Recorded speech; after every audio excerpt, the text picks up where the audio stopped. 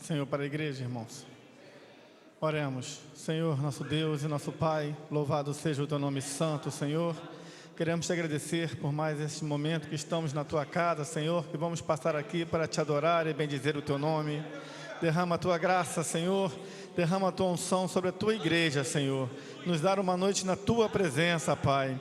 Abençoa aqueles irmãos que já estão aqui, aqueles que estão a caminhos, traga-os na Tua paz, Senhor. E aqueles que não puderam vir por algum motivo, visita-os onde quer que eles estejam, Senhor. Mas nos dar uma noite abençoada na Tua presença. Abençoa o mensageiro desta noite, usa-o de maneira poderosa. Traga, Senhor, a Tua palavra aos nossos corações, que possamos, Senhor, estar preparados para ouvir a Tua palavra, para crescermos diante de Ti, Senhor, na Tua obra, para andarmos firmes nos Teus caminhos. É isso que nós te pedimos, Pai, e te agradecemos em nome de Jesus. Amém. Fala, Deus, toca-me com brasas do altar. Fala, Deus, fala, Deus, se alegra atendo ao teu mandar. Eu não preparei nenhum texto para ler, mas a palavra de Deus está aberta aqui e nós vamos ler, está aberta no livro de Lucas. Evangelho de Lucas.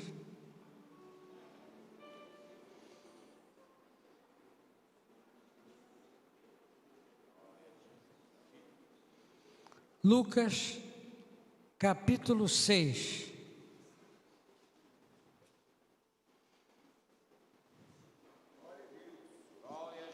Vamos ler do versículo 17 em diante, de forma alternada.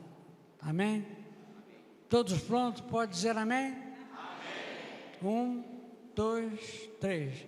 E descendo com eles, parou no lugar plano, e também um grande número de seus discípulos, e grande multidão do povo de toda a Judéia, e de Jerusalém, e da costa marítima de Tiro e de Sidom.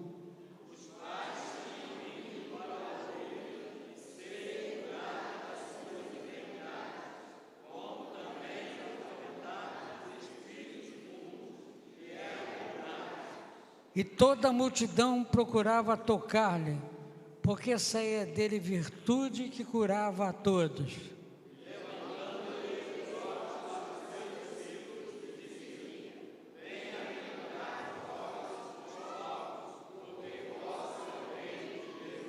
Bem-aventurados vós que agora tendes fome, porque sereis fartos. Bem-aventurados vós que agora chorais, porque é a vez de rir. Bem-aventurados sereis quando os homens vos aborrecerem, e quando vos separarem, e vos injuriarem, e rejeitarem o vosso nome como mal, por causa do Filho do Homem. Louvado seja o teu nome, Senhor. Somos gratos a Ti, ó Deus, pelo privilégio de estar na Tua casa, este culto de adoração ao Teu nome. Graças, Senhor, pela presença aqui do pastor Antônio Gilberto, da irmã Yolanda, sua esposa, de seu filho Mar, da sua nora Denise.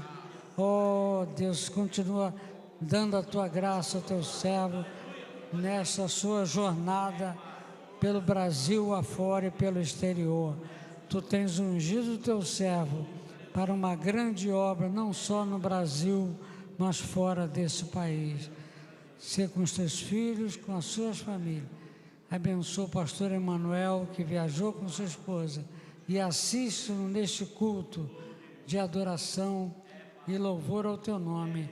Em nome de Jesus. Amém. Podeis sentar. Eu saúdo a Santa e Gloriosa Igreja com a paz do Senhor. Para mim, em especial, e para o meu marido, é um motivo de grande alegria de estarmos aqui. O pastor Horácio esqueceu de falar que ele também foi nosso mestre. Pela graça do Senhor, nós fizemos o seminário Boa Esperança, E grandes momentos nós tivemos ali, momentos abençoados que Deus preparou e nos proporcionou. E para a honra e glória do nome do Senhor, nós conseguimos ali, apesar de muitas lutas, né, concluirmos o bacharel em teologia.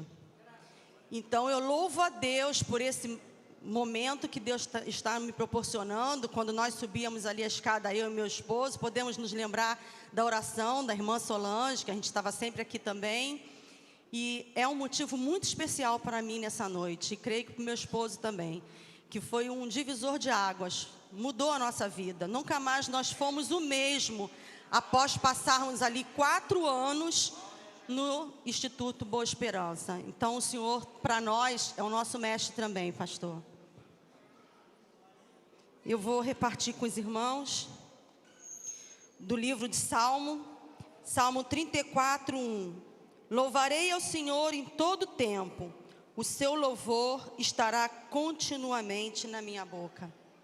Eu não tenho palavras para agradecer tudo que Deus tem feito, tudo que Deus tem sido na nossa vida. O cuidado dEle, o amor dEle, mesmo nós sendo tão falhos como somos, mas o seu cuidado que é inexplicável e imensurável. Então é muito bom estar aqui com os irmãos, muito bom poder desfrutar desses momentos junto com vocês. Eu agradeço a oportunidade, em nome de Jesus.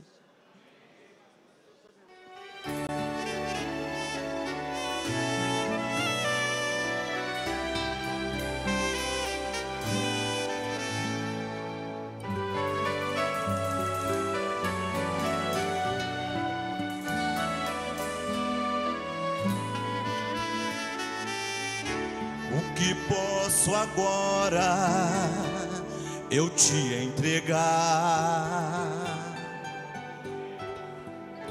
A minha alma anseia em saber. Eu tão pouco tenho para te ofertar. Tu mereces tanto receber. Te darei, te darei, te darei, Jesus, minha vida, o meu ser. Te darei,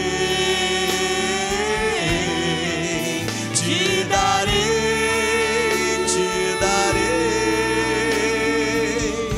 Te darei, Jesus, minha vida, o meu ser, te darei. Aleluia, Jesus.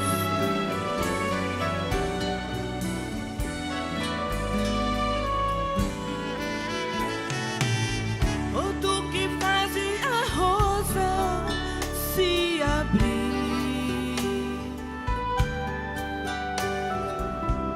e o pranto torna em sorrir.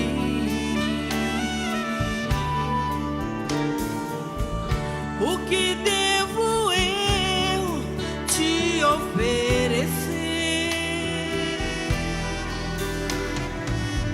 Pois quer a minha alma o saber.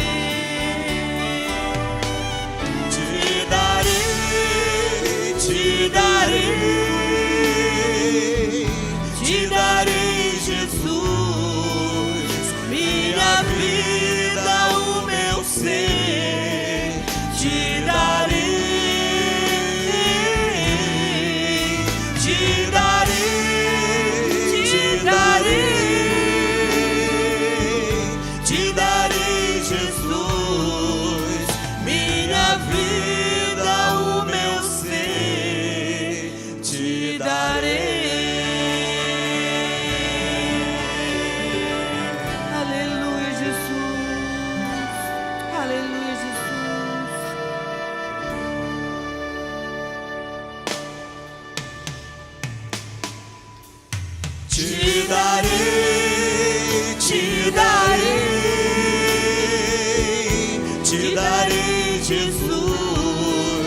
minha vida, o meu ser, te darei, te darei, te darei, te darei, Jesus, minha vida, o meu ser, te darei.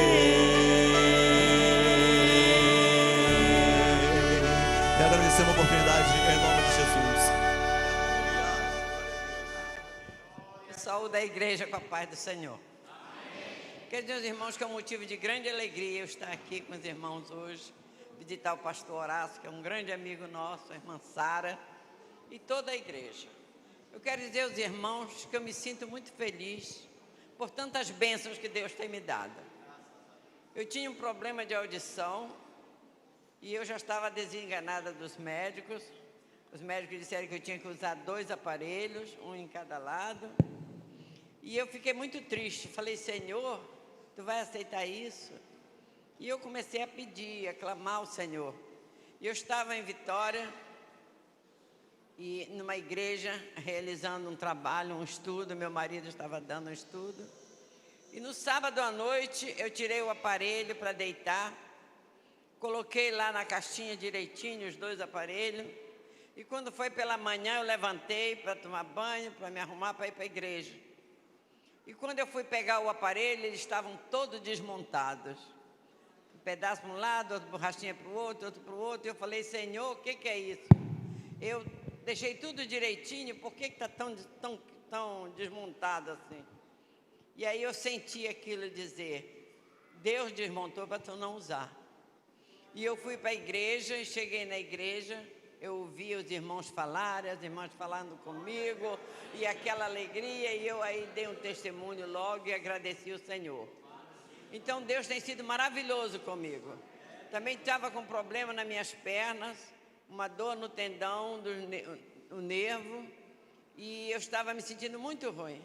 E eu olhei assim para o céu e falei, Senhor, cura minhas pernas. Eu estou fazendo fisioterapia, mas eu não creio na fisioterapia, eu creio em Ti.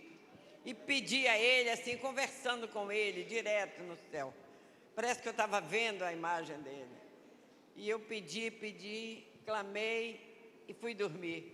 E graças a Deus, até hoje, eu não senti mais dor nas pernas, nem nada, nos pés, estou curada. Então, são muitas bênçãos que Deus tem me dado. Meus filhos, sou feliz com 4 filhos homens. 4 noras que Deus me deu, que são filhas, 8 netos. Minha família é uma felicidade completa. Tenho 2 filhos no ministério, o Ismar e o outro Gil, que toda a igreja conhece, o Gil também. Então eu sou muito feliz. E o marido maravilhoso também. Agora eu quero pedir aos irmãos que orem por nós, porque meu esposo tem muito trabalho ainda pela frente para fazer. E eu, companheira dele ali do lado, né? Tenho que acompanhar, né? Está do lado dele. Então tem que ter saúde para poder acompanhar, né? Então eu peço aos irmãos que orem por nós e quero dizer aos irmãos que creiam que Deus é maravilhoso, Ele cura, Ele salva, Ele batiza, Ele nos dá todas as bênçãos que nós merecemos. Eu peço aos irmãos que orem por nós, em nome de Jesus.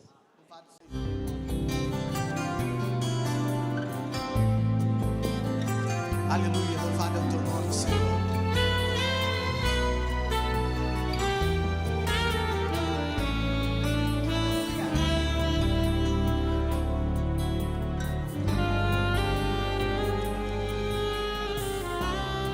Por muito tempo tem chorado, com alguém desabafado, procurando solução pro teu viver. Acha que está tudo acabado, mas o Senhor tem contemplado dia e noite o teu sofrer. Deus, quando prova o crente, sabe o quanto Ele pode suportar. Ele te ama, é só nele esperar. Deus, quando prova o crente, sabe o quanto Ele pode suportar. Ele te ama, é só nele esperar. vai passar. A porta que Deus abre, ninguém fecha. A porta que Deus fecha, ninguém abre. Se uma porta se fechar pra você, Ele abre outras pelo seu poder. A porta que Deus abre, ninguém fecha. A porta que Deus fecha, ninguém abre. Se a porta do abismo se abrir, Ele fecha porque não quer ver você cair. Oh, aleluia! Louvado seja o teu nome, Senhor. Aleluia!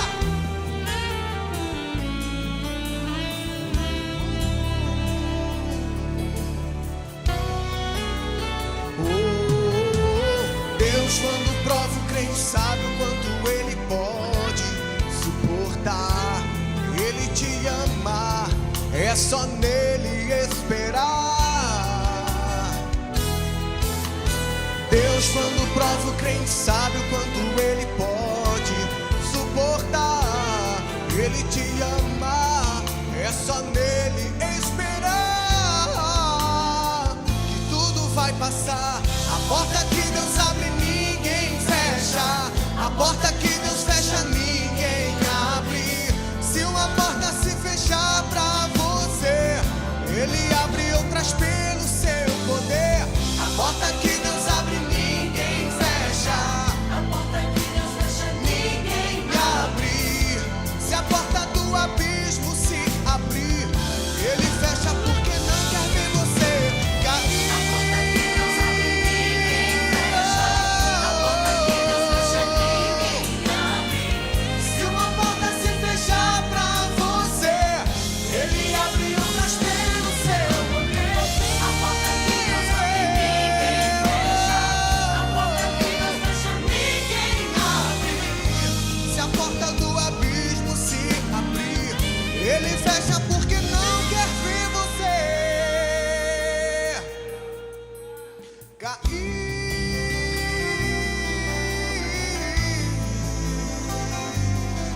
Oh, aleluia. Louvado seja o teu nome. Eu agradeço a oportunidade em nome de Jesus, amém.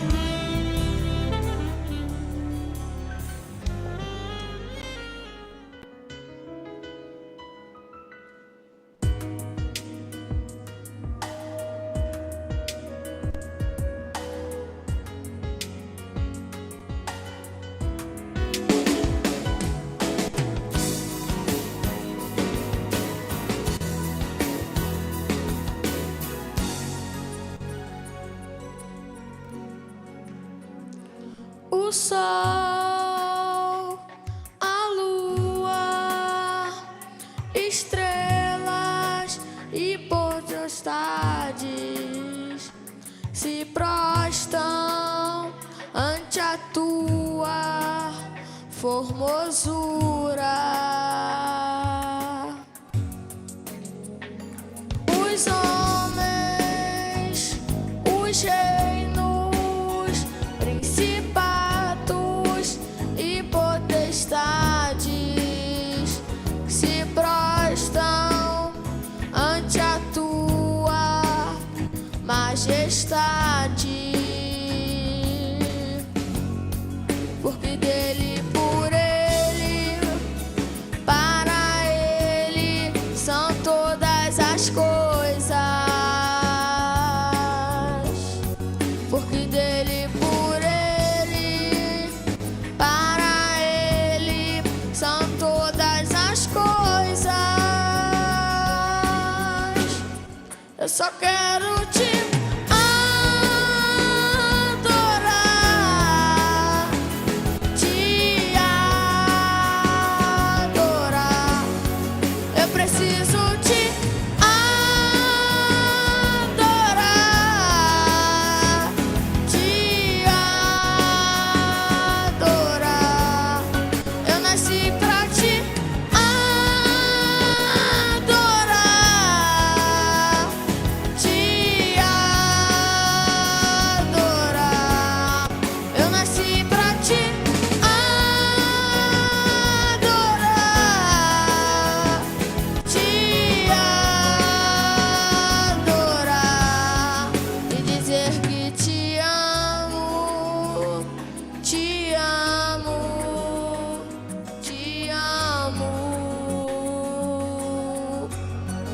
e dizer que te amo, te amo, te amo.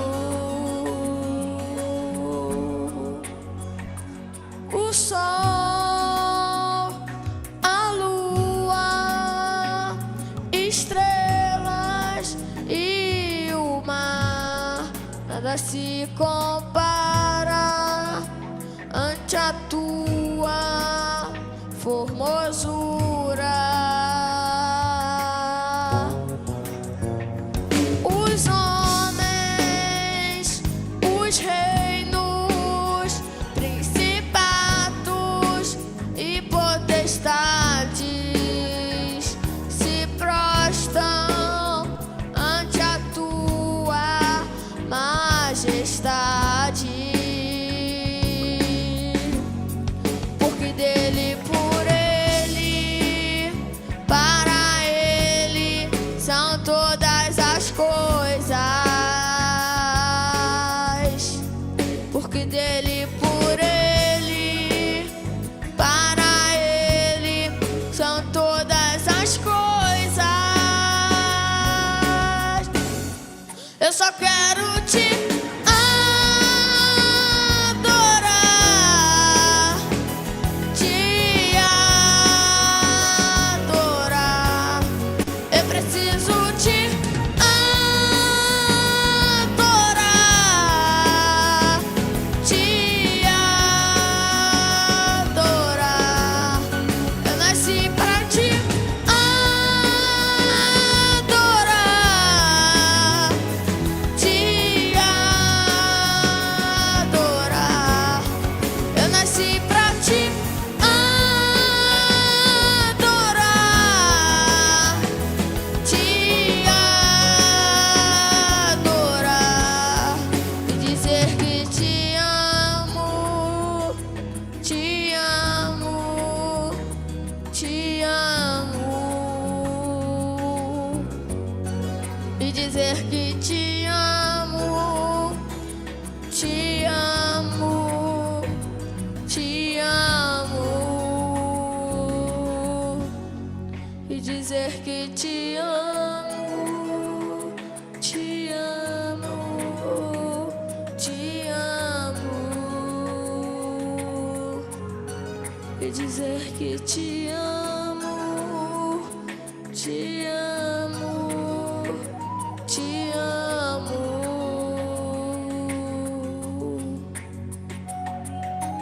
O grupo das crianças agradece a oportunidade.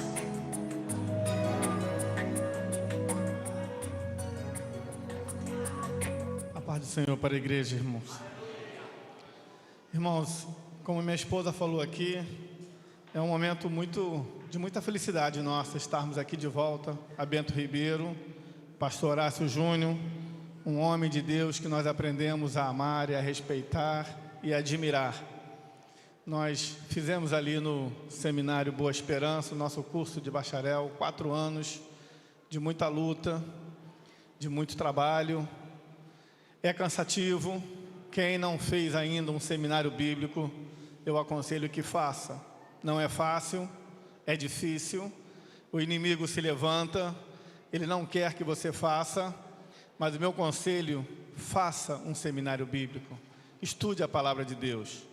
Eu lembro que há 20 anos atrás, quando nós fizemos esse curso, eu trabalhava na cidade, saía do trabalho 6 horas, pegava o trem ali na Central do Brasil, vinha para Bento Ribeiro cansado, muitas das vezes um dia ruim, com muitos problemas, mas Deus renovava as nossas forças. Nós morávamos ali em Vaz Lobo, com a minha esposa, e ela pegava ali o 928, me encontrava aqui na porta do seminário. Enfim, foram dias, meses e anos de muita luta, de muito sacrifício, mas valeu a pena. Valeu a pena porque foram momentos que até hoje nós não esquecemos. A cada dia, a cada semana, nós nos lembramos daqueles momentos, daqueles 4 anos ali de lutas, mas também de muitas vitórias. E hoje eu vejo o trabalhar de Deus na minha vida. Hoje, pela misericórdia de Deus, nós estamos dirigindo o seminário Estrela de Davi, da nossa igreja Assembleia de Deus de Cordovil. Então, naquela época, eu estava sentado ali no banco, fazendo seminário. E hoje, pela misericórdia de Deus, Deus nos dá um seminário para que nós possamos dirigir, formar obreiros. O que a igreja precisa, irmãos, são de obreiros firmes na palavra, fundamentados na palavra de Deus. Porque a fé vem pelo ouvir, o ouvir da palavra de Deus. Aquele crente, aquele homem, aquela mulher de Deus, que é conhecedor da palavra de Deus, que é firme na palavra, com certeza o inimigo não vai conseguir vencê-lo. Então a igreja precisa estudar a palavra de Deus. E nós temos esses seminários excelentes, nós temos professores. Eu louvo a Deus porque tive professores maravilhosos aqui no seminário Boa Esperança. Pastor Horácio foi nosso professor de teologia sistemática, eu não me esqueço. E eu considero o pastor Horácio Júnior um pastor com P maiúsculo, verdadeiramente um pastor de ovelhas, uma palavra sempre mansa, uma palavra de orientação, uma palavra de carinho. Eu lembro que às vezes nós íamos ali na diretoria para conversar com ele, porque os momentos de fadiga vêm, os momentos de tristeza, de desânimo, eles vêm, mas nós íamos ali no gabinete dele, conversávamos com ele, e ele sempre tinha uma palavra de consolo, uma palavra de ânimo, uma palavra de amor. Então o pastor Horácio Júnior é um pastor que nós aprendemos a amar e admirar e orar por ele. E eu creio que Deus ainda tem grandes coisas a fazer com o pastor Horácio. Então, para mim e para minha esposa, é uma felicidade enorme voltarmos aqui a Bento Ribeiro, rever alguns irmãos que estiveram conosco ali há 20 anos atrás, mas que as marcas ainda estão profundas, as marcas ainda estão bem grandes no nosso coração, bem vivas no nosso coração. Então, eu aconselho a todos aqui que ainda não fizeram um seminário bíblico, se esforce, faça. Lutas virão, mas Deus vai renovar as tuas forças a cada dia e com certeza você será abençoado na sua vida. Eu gostaria de deixar para a igreja, no livro de Salmos, no capítulo 121, versículo 1, diz: eleva os olhos para os montes, de onde me virá o socorro. O meu socorro vem do Senhor, que fez o céu e a terra. Irmãos, nós vivemos momentos tenebrosos, momentos de muita violência, momentos onde a vida humana não vale nada no mundo. Todos os dias nós lemos nos jornais, vemos nas televisões, nos noticiários, que a violência só aumenta. Como eu falei, a vida não vale nada.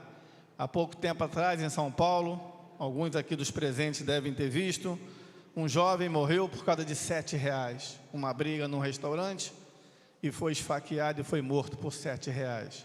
Outros por muito menos, uma briga de trânsito, um pisão na rua, enfim, a violência tem aumentado a cada dia.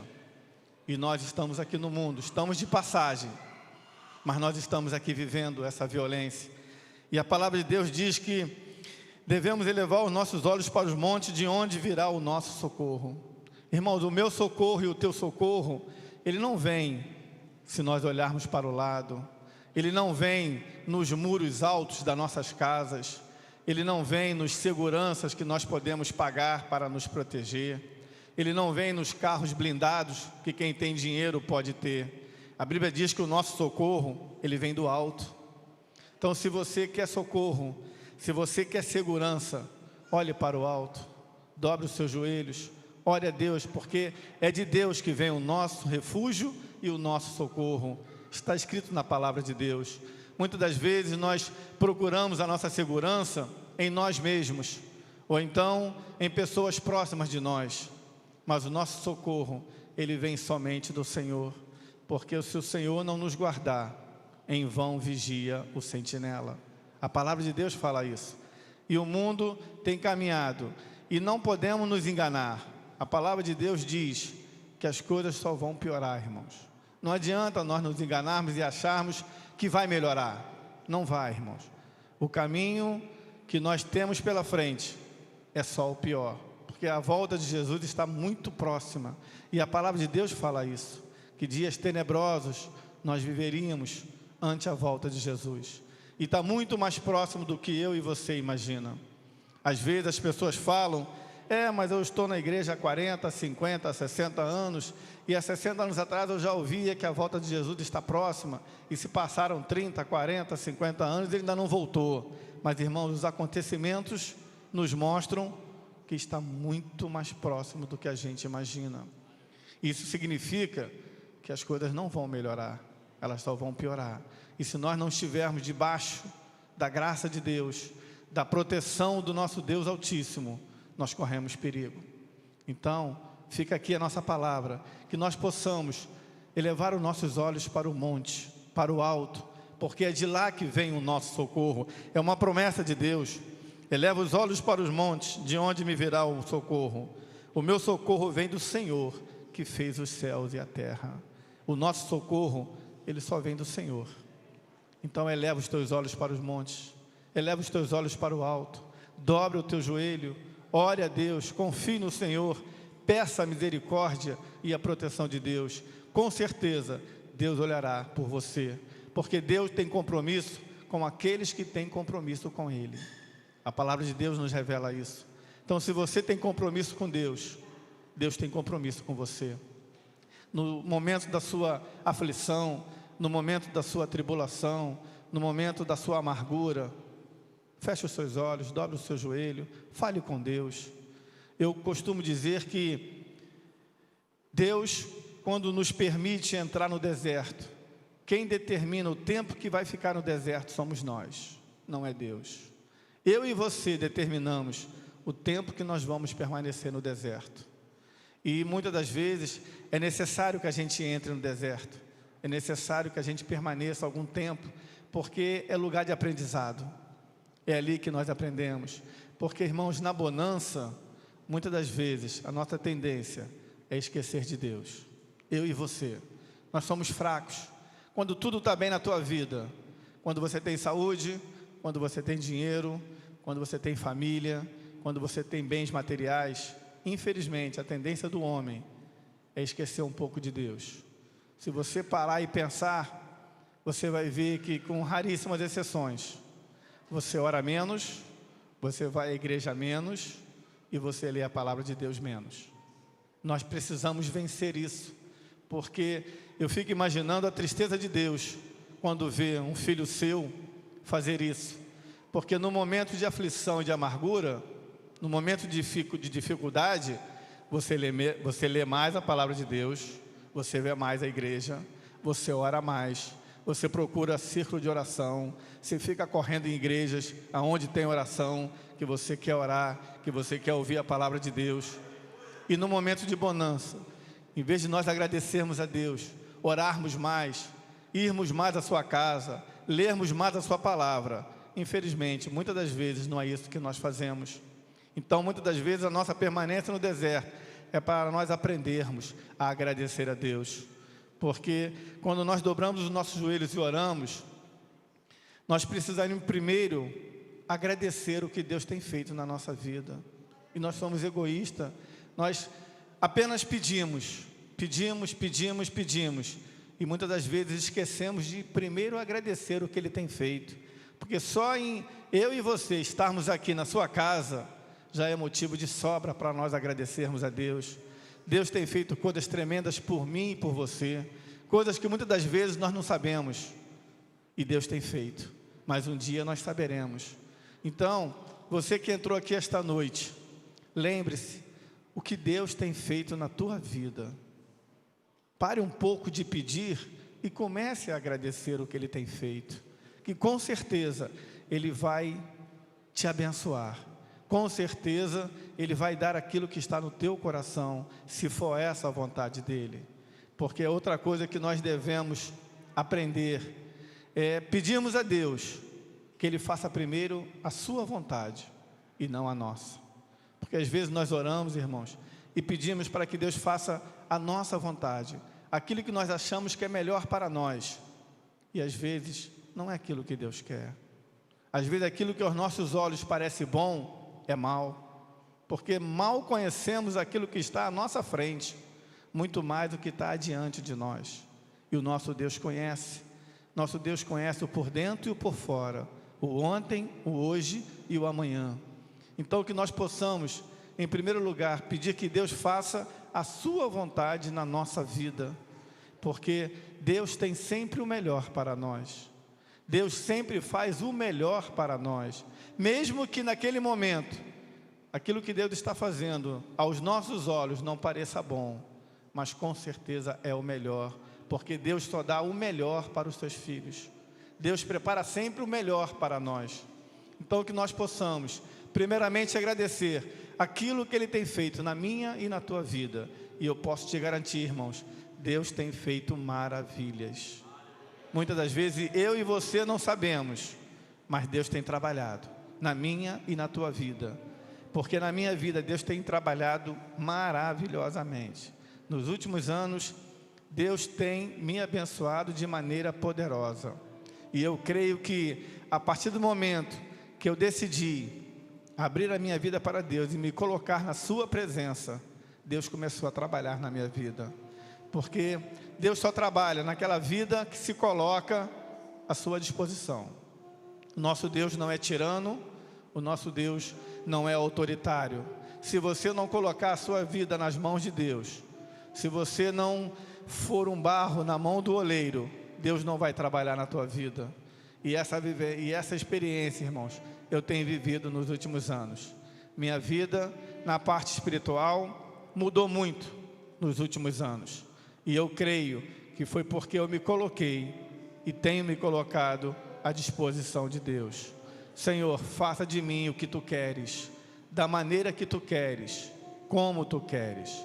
E aí Deus começa a trabalhar na tua vida. E coisas maravilhosas que você nunca imaginou que viveria, você vai começar a viver. Porque o nosso Deus é Deus de coisas grandes. O nosso Deus não é Deus de coisas pequenas. Então Deus vai te dar coisas grandes, Deus vai te fazer, Deus vai te exaltar, Deus vai te usar de maneira poderosa na sua obra. Deus não precisa do homem para fazer a sua obra, mas Deus quer fazer a sua obra através dos homens. O nosso Deus é soberano, Ele pode tudo e Ele faz tudo, mas Ele quer usar eu e você para fazer a sua obra. Basta nós nos colocarmos à disposição de Deus, nos desprendermos de nós mesmos, daquelas coisas que nós somos agarrados.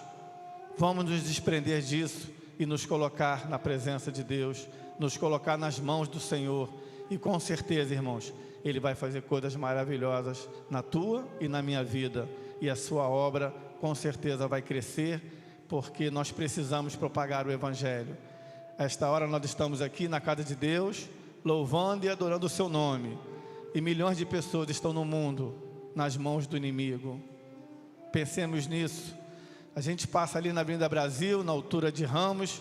Muitos aqui já devem ter visto na televisão ou presenciado aquela multidão de jovens metidas no crack, perdidas naquele inferno. E eu e você estamos aqui hoje, pela misericórdia de Deus, louvando e adorando o seu nome. Nós precisamos pensar nisso, irmãos. Precisamos fazer algo. Precisamos nos colocar na presença e nas mãos de Deus, para que Ele possa usar-nos dessa maneira poderosa e nós possamos resgatar essas vidas que estão perdidas lá fora. Precisamos trazê-la para a casa de Deus, para que eles possam sentir essa felicidade que eu e você estamos sentindo essa noite, de estarmos na sua casa, adorando e bendizendo o seu nome. Que Deus abençoe a igreja, Assembleia de Deus em Bento Ribeiro. Amém.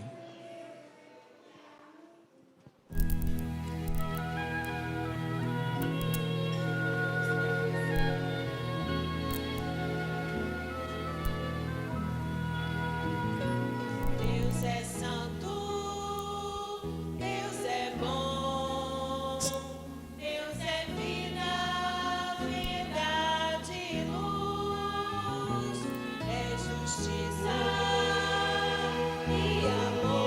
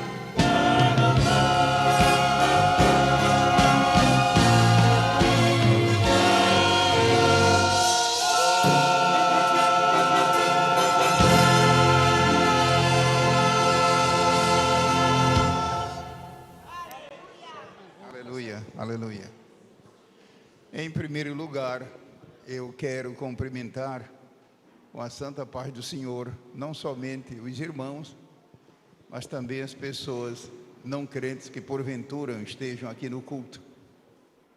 Quando eu adentrei o templo e cumprimentei o pastor Horácio, eu disse-lhe que nós estávamos vindo, principalmente eu e minha esposa, mas também o Ismar, o filho e minha nora, para cultuar a Deus, adorar a Deus, louvar a Deus no culto e também matar saudades. São muitos os vínculos que nos unem ao pastor Horácio e sua família e à igreja aqui na Conde de Resende. O pastor Horácio, como ele disse, foi meu aluno 4 anos no seminário teológico. É um longo tempo. Mas também o pastor Emanuel, o seu mano, e também a irmã Dorcas. Onde está aquela moça que regeu? Ele me disse que é filha da irmã Dorcas, né? Então, sua mãe foi minha aluna no seminário teológico, né? Não sei como é que ela conseguiu naquela época de tanta dificuldade em transportes, enfim. Mas, irmão, antes de deixar um versículo da palavra de Deus com a igreja, deixe-me mencionar um pouquinho de nada do meu testemunho. Lembre-se que, em primeiro lugar, o que eu sou pela graça de Deus. Então, eu não tenho de que me orgulhar. Ou seja, tudo que eu sou pela graça de Deus, como disse o apóstolo Paulo. Mas, na década de 50, o governo brasileiro enviou-me para cursar nos Estados Unidos, curso de longa duração. E, além do curso do governo, eu me matriculei em seminário teológico. Veja que loucura para uma pessoa que não seja crente. Mas eu sabia o que estava fazendo, confiando em Deus. Então, esse seminário onde eu cursei teologia, a Berean School of the Bible, uma escola muito conservadora, uma escola ortodoxa, inclusive o fundador dessa escola foi professor do pastor Lourenço Olson. Imagine, aquele homem que Deus trouxe para o Brasil e fundou o Instituto Bíblico Pentecostal, onde o pastor Horácio foi aluno e eu tive o privilégio de lecionar durante 21 anos. O pastor Frank Boyd, que foi meu professor nos Estados Unidos, na escola teológica, foi o fundador dessa escola. Veja, a que ponto eu quero chegar? O tempo correu. Quando foi recentemente, eu fui convidado pela Universidade Globe University para ser um dos diretores. Ora, que universidade é essa? É a universidade que foi originada pela escola onde eu cursei teologia.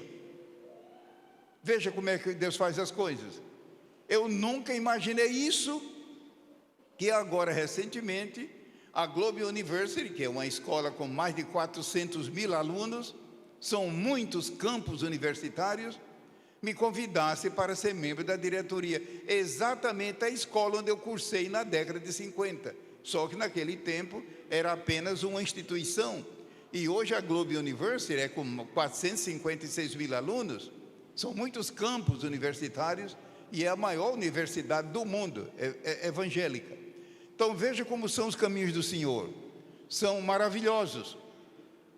Tempos depois, o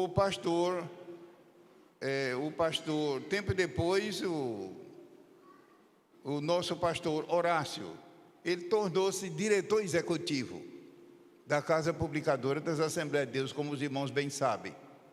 E na época eu era o diretor de publicações, um cargo que eu ocupei durante vários anos.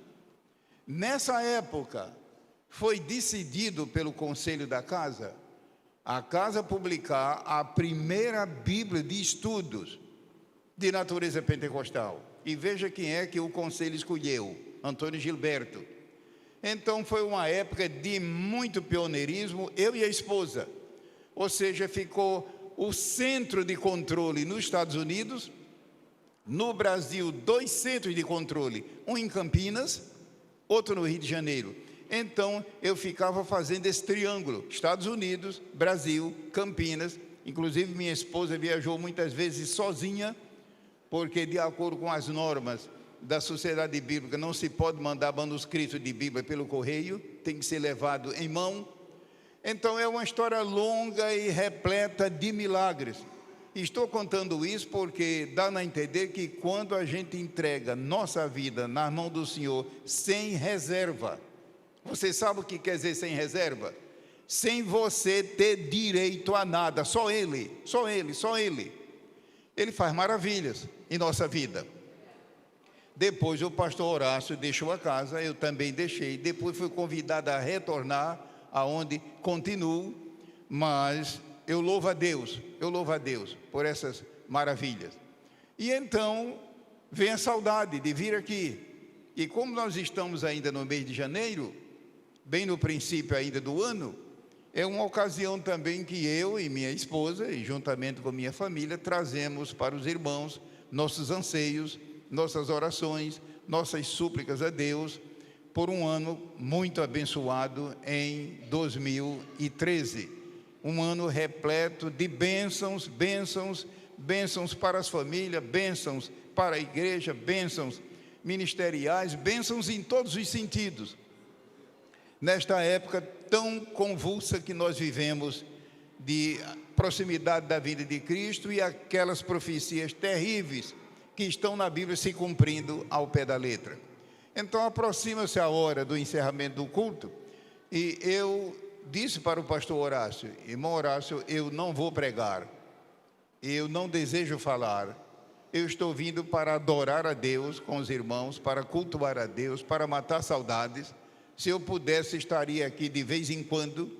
Eu tive o privilégio de ser um dos fundadores do Seminário Evangélico Boa Esperança, mas também tive o privilégio de ser um dos fundadores do Seminário Teológico de Belém do Pará, de Belo Horizonte, em Minas Gerais, o nosso seminário lá em Cordovil, que Ismar acabou de mencionar.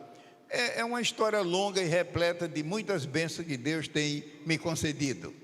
Eu queria deixar então com a igreja um versículo, e não vou pregar, eu desejo apenas, quem sabe, deixar uma pequena reflexão no Evangelho segundo São João, no capítulo 2, e apenas um versículo, o versículo 11.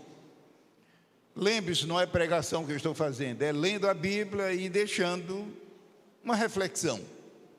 2 e versículo 11.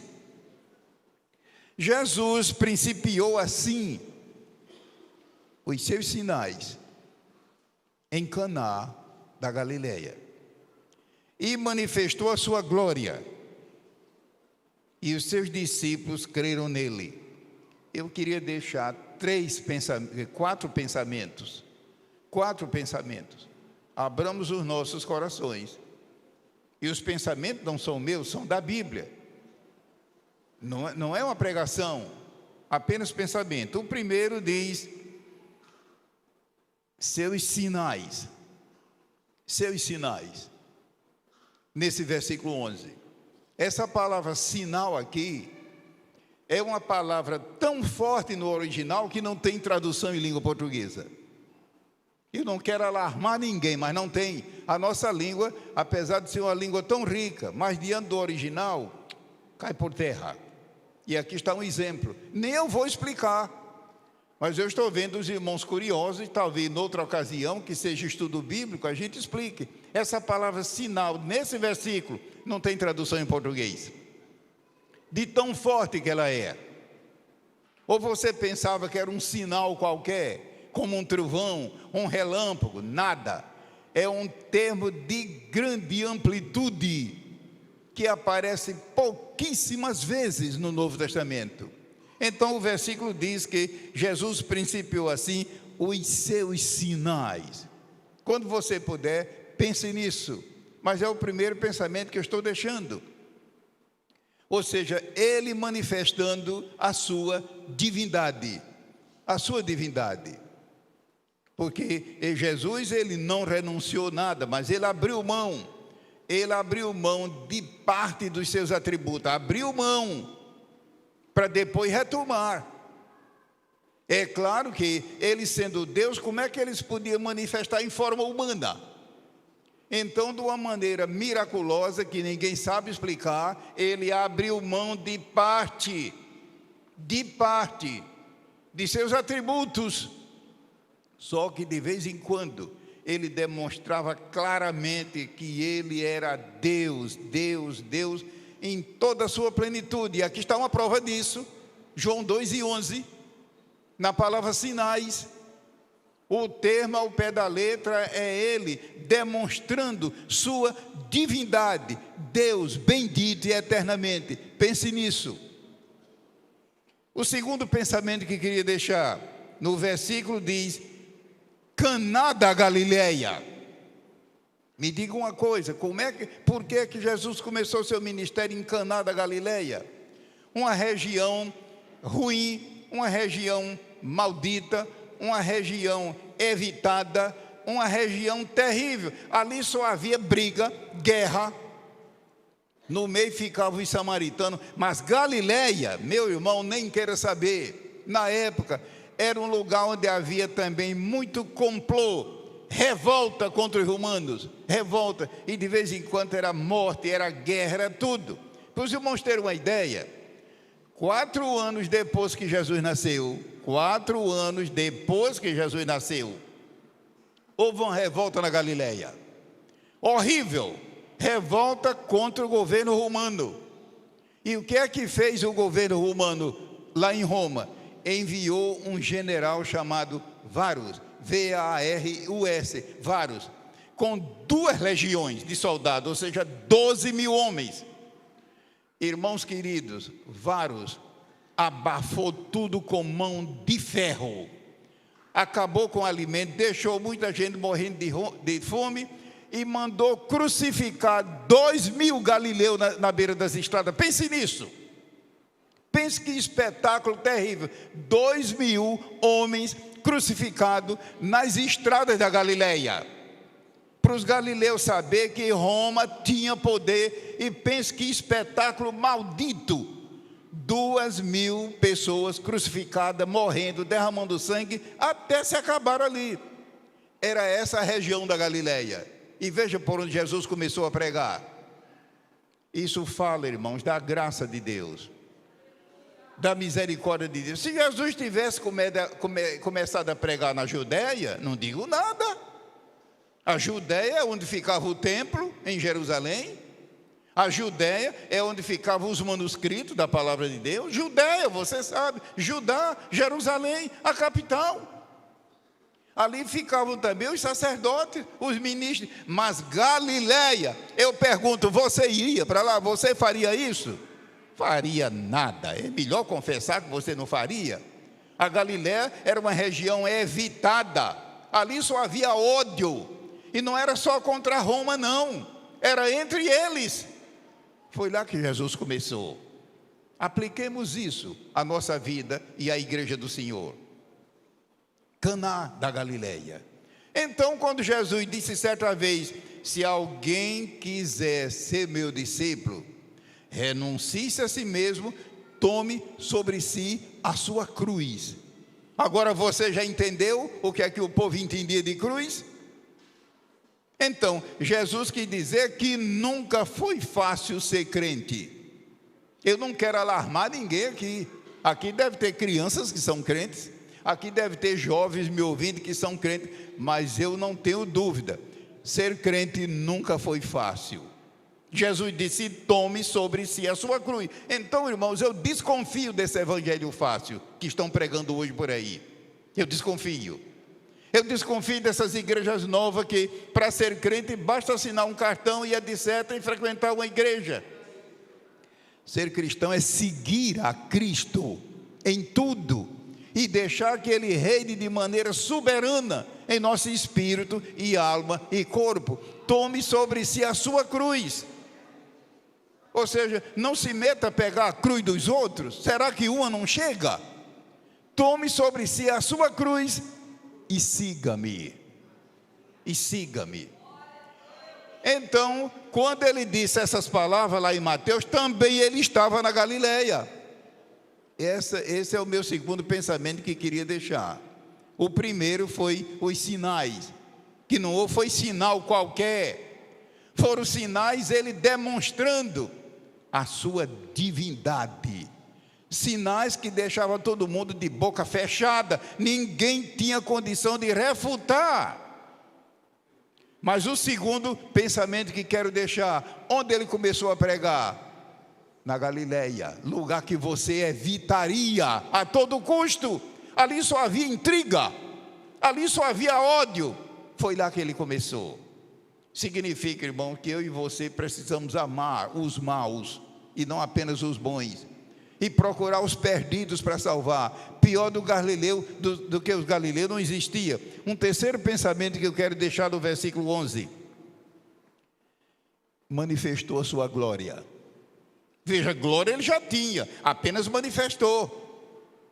Então você está vendo como ele abriu mão de parte da sua divindade para poder morrer por nós, como o Cordeiro de Deus. Manifestou, a glória já existia, mas ele manifestou, ele trouxe à tona, ele manifestou a sua glória. A palavra glória na Bíblia, é uma das palavras mais difíceis que existe. Mais difícil. Você tem que ter cuidado com o contexto para conseguir decifrar a palavra glória. É uma palavra poderosa, uma palavra rica. Tem gente que usa a palavra glória em brincadeira, mas é um termo sério. No sentido geral, o que é que dizer a palavra glória na Bíblia? A presença direta de Deus no ambiente ou na vida da pessoa. A presença direta. É claro que Deus é onipresente. Um dos atributos de Deus é a onipresença. Não, eu não estou falando de atributos. Estou falando da presença direta e manifesta dele. E isso na Bíblia é um dos termos que significa glória. Temos tido em nossa vida, em nosso ambiente, em nossa igreja, em nossa casa, em nosso labor, a presença direta de Deus é a sua glória.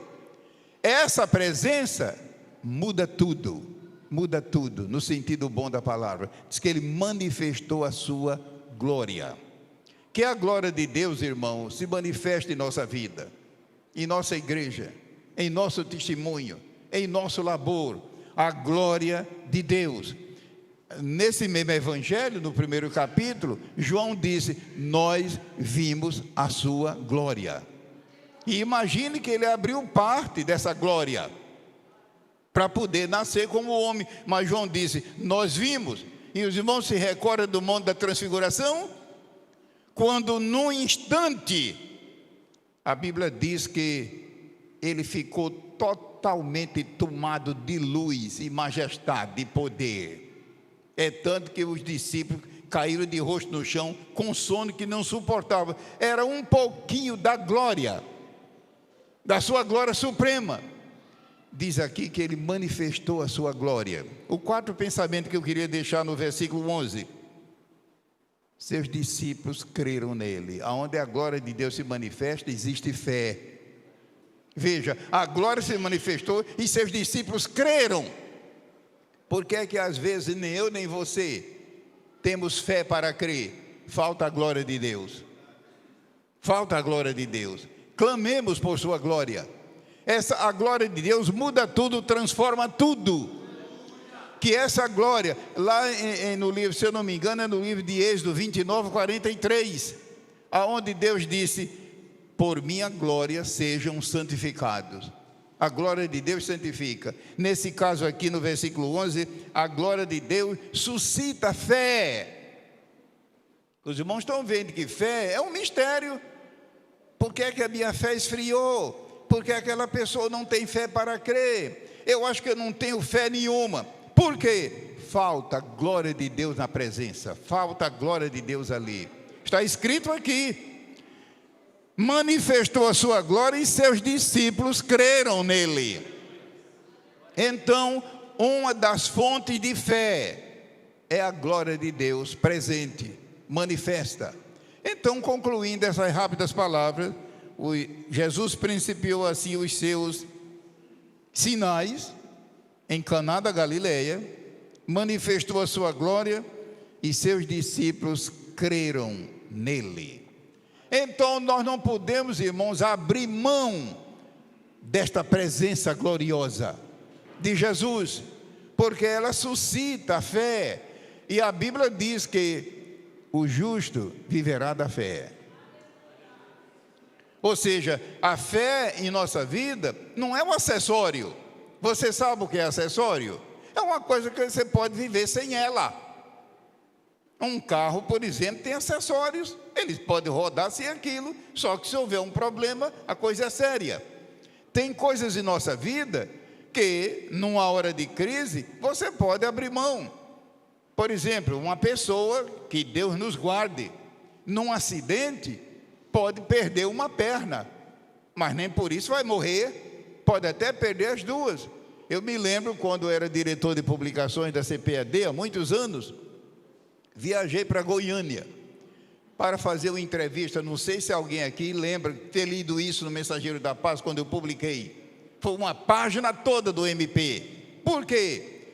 Em Goiânia, uma irmã, uma jovem, como bebê, nasceu sem braço e sem perna. Nasceu sem braços e sem perna. Você é bom de criar imagem na sua cabeça? Pense num bebê que acabou de nascer sem braços e pernas. É o quê? Você é bom de criar imaginação? Essa criança cresceu. É uma história longa, é claro que eu não vou contar. Se você quiser saber da história, procura o arquivo do Mensageiro da Paz. Cresceu, aceitou a Jesus, estudou advocacia, é uma grande advogada até hoje. Veja só, sem braços e sem pernas. Por causa de quê? Por causa da fé. Seus pais eram crentes, evangelizaram aquela criança. Então tem muita gente aí que tem tudo. E por que eu estou trazendo esse testemunho à tona? Sem braço e sem perna, ela conseguiu sobreviver. Mas se ela tivesse perdido a cabeça ou o coração, não conseguiria, porque coração é uma coisa essencial. E na vida do cristão, qual é uma das coisas que, se ele perder, ele se acaba? A fé. Sem fé é impossível agradar a Deus, está escrito. Então tenhamos cuidado com a nossa fé, tenhamos cuidado de mantê-la, uma fé crescente, porque quando a fé se extingue, acaba-se tudo espiritualmente. Então guardemos esse versículo abençoado. Jesus principiou seus sinais, o primeiro ponto que estou deixando, em Caná da Galileia, lugar que ninguém queria ir. O terceiro pensamento, manifestou a sua glória. Que esta glória maravilhosa repouse sobre nós, em casa, no trabalho, na igreja, no culto, em todo o tempo. Por quê? Porque essa glória, uma das bênçãos dela, é alimentar a nossa fé, alimentar, fortalecer a nossa fé. Que assim seja, para a glória do Senhor. Eu peço para o pastor Horácio retomar o microfone. Glória a Deus. Os irmãos estão felizes por ouvir o pastor Antônio Gilberto. Deem glória a Deus. Pastor Antônio Gilberto, eu aprecio muito a sua simplicidade, a sua humildade. Ele é um poliglota. Ele falou aqui que foi aos Estados Unidos fazer um curso pelo governo brasileiro. Foram vários cursos. Vários cursos. Foi longa duração. Quando os americanos foram enviados à Lua, Eu estava lá. o senhor falou com eles. Lá na Lua, não. Eu não sou astronauta. Ele estava na América e ele cumprimentou os astronautas americanos em nome dos brasileiros, é verdade? Foram as Apolos 9, 10 e 11 e 12. Muita gente aqui nem sabe disso, você não era nascido. Isso foi em 69, 70, 71, 72. Muita gente aqui não era nascida, eu não vou perguntar. O ano de 69, 70, 71 e 72. Eu estava lá, no programa espacial. Muito obrigado, pastor Antônio Gilberto. Eu lhe aprecio muito pela sua simplicidade, pela sua humildade. Sou um homem de uma capacidade tremenda, é um teólogo, é um mestre, e não foi ele quem me falou, não. Ele foi lá fazer o curso na América e foi ele quem tirou lá da prateleira lá o troféu. Nunca nenhum estrangeiro tinha conseguido isso lá, ele conseguiu. Era para chegar e fazer notícia aí para todo mundo, né? Mas ele não foi quietinho, eu soube por terceiro, que realmente ele conseguiu isso, que eu me imito no seu procedimento, na sua simplicidade, né? Alguém aqui esta noite que ainda não é salvo? Se você não está salvo, está perdido. E a situação do perdido não é boa, não. É arruinado. Então, essa é a noite que Deus preparou para a sua salvação, trazendo aqui para nos trazer a palavra um homem de Deus que é uma autoridade na teologia e em todo sentido aí. É um doutor na palavra e nessa simplicidade. Alguém, você vai dizer, eu fui lá, eu aceitei Jesus no dia que o pastor Antônio Gilberto esteve lá e pregou a palavra. Alguém do seu lado, irmão, verifica aí se alguém, e traz aqui à frente, em nome de Jesus, vamos estar de pé para encerrar este culto. Alguém entrou aqui doente, sentindo dores, não está passando bem, chegue aqui na frente para receber a oração da igreja. Amém? Alguém enfermo?